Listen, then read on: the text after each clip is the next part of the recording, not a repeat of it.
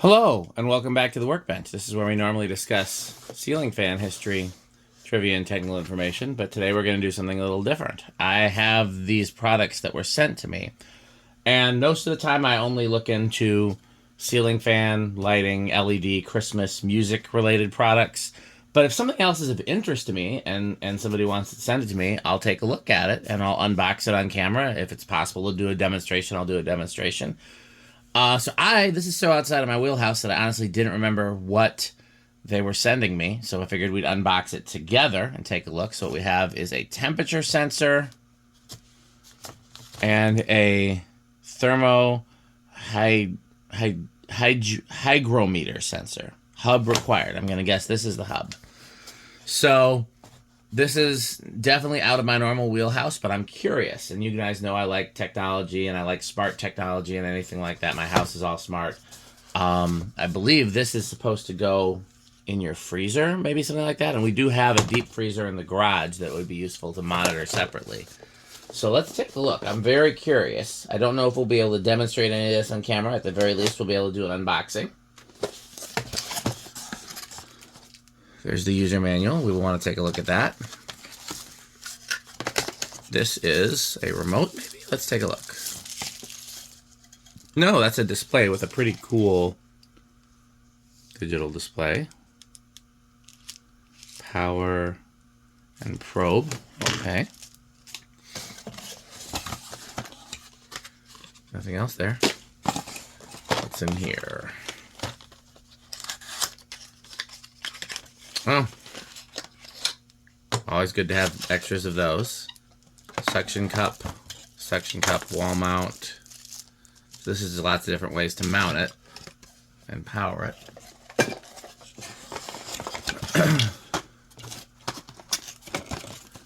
Okay. Here, I'm guessing these are your actual sensors. So, and then we have this one, which I'm going to open now just because. I don't have a better reason, just because. Really, because I don't know better. Okay, so we got another USB cord, tiny little Velcro and a key, a secondary manual, which I'll put over there. And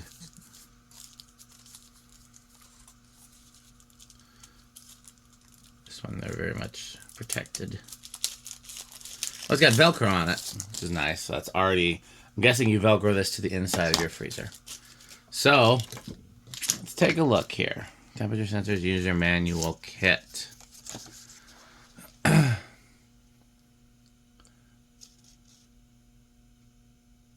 So you're supposed to put this in refrigerators, freezers, and fish tanks. It has a waterproof probe cable. Is that these? Oh, that's this. Okay. So you can keep... So, okay. So with this, you can pretty much keep an eye on anything that you'd want to check the temperature of, even if it's in water. So, like, I don't have any fish tanks. I did when I was a kid. But that's pretty cool.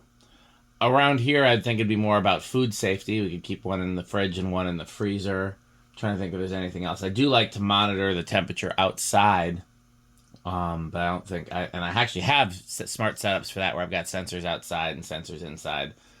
I don't know if this would work for that. We'll find out. So it's got the... So these are probes. And they plug into these. And these are basically the auxiliary sensors. Everything's got a USB-C. So do you have to keep it charged? Yeah, you're assuming... Okay, so that's... Oh, they've all got Velcro.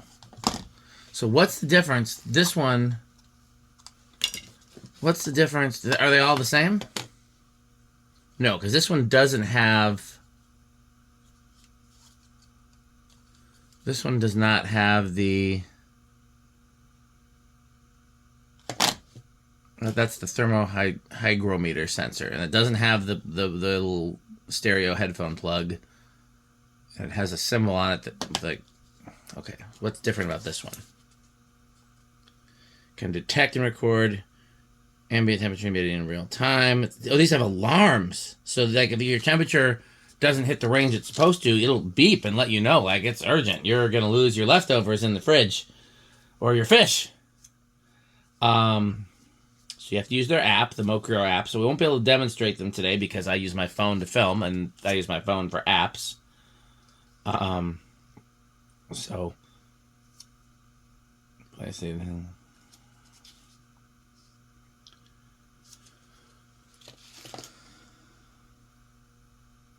I don't know what the percent. Oh, because this is the only one that measures humidity. Got it. That measures humidity. These measure temperature, and they can also probe underwater. This is the thing that senses everything and gives you the reading, and you put that somewhere mounted where you can see it. There's a way to mount it.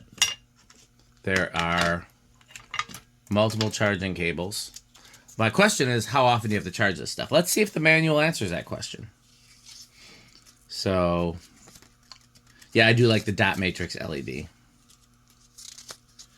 So, yeah, there's the probe, dot matrix,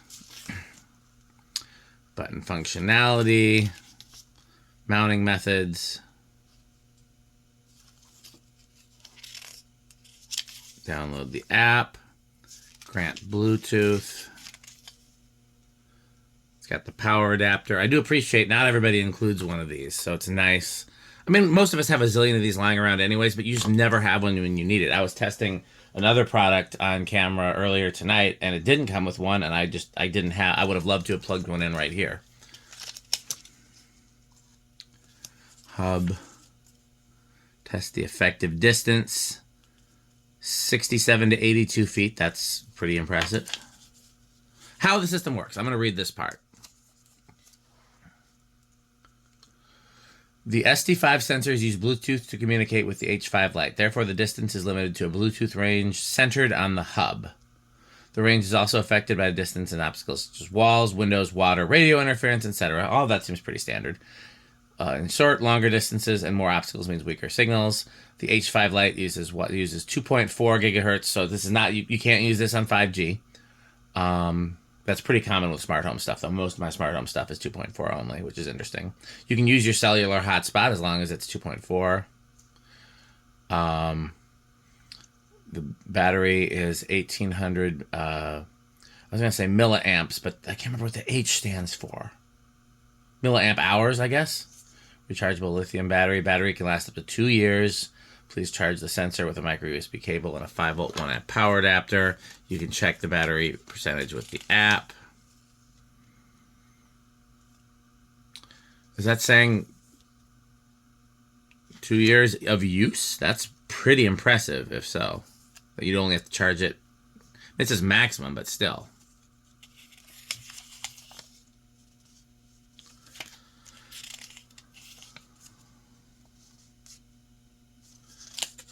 Okay, there's something else I wanted to look at, but troubleshooting, just offline, network diagnostics,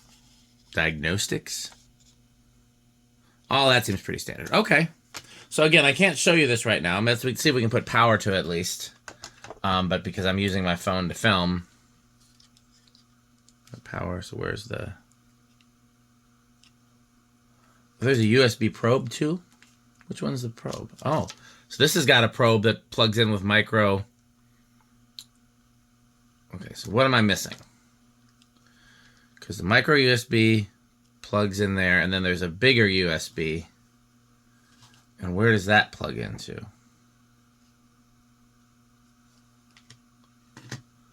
Because this is not a probe, this is just a cable. Let me see if I can find that in the manual. My apologies for looking at it off camera, but I can look at it better.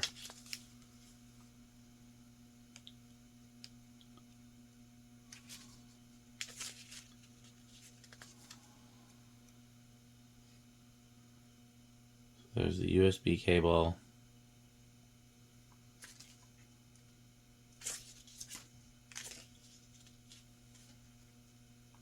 External probe interface.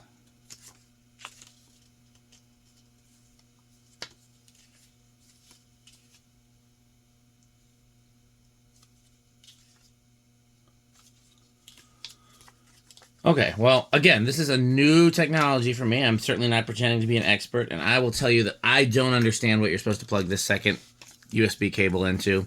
And it's possible that if I knew more, the manual would be clear. So I don't want to blame the manual for not being clear. I'm looking at it on here. Maybe you can buy an external probe, and that's what that's for. But then why did they include the cable? That seems like it's awfully nice of them to include that cable. Well, on the other hand, they do have quite a few cables. So maybe this is for that. So all the rest of it. Yeah, so, okay.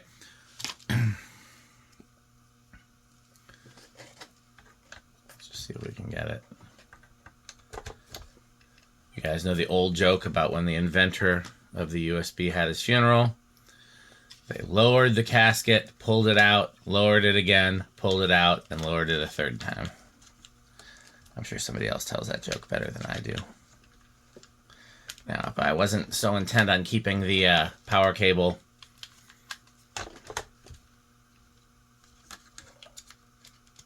oh, I love that display. Look how cool that display is. That's so retro. It looks like a timer for a bomb in a really bad movie. Oh, it's backlit.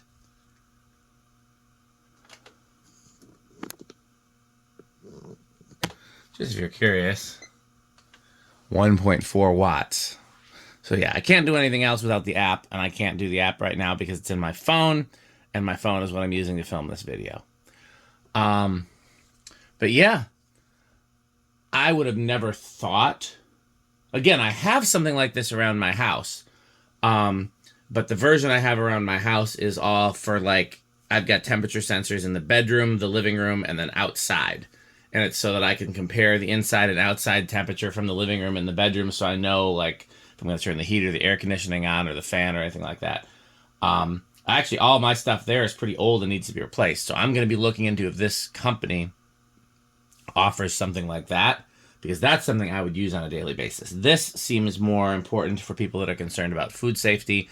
I love the idea of the aquarium thing. If you have, tropical fish or anything else like that where you need to be careful about the water temperature, and it comes with probes that you can put in the water. That seems like that would be incredibly useful, when you're talking about keeping your pets alive. Again, I am not an expert, so I'm sure there'll be some people in the comments, what? He doesn't know what he's talking about. Yeah, no, I don't. But I wanted to try this cool product, and if I figure out a way to put it into implementation here, then I will report back with more footage. And if not, I will probably give it to somebody who I think can use it. And maybe they'll report back with more footage. So as always, thanks for watching. Like, comment, and subscribe. And of course, you should buy Fanstick. Thanks for watching.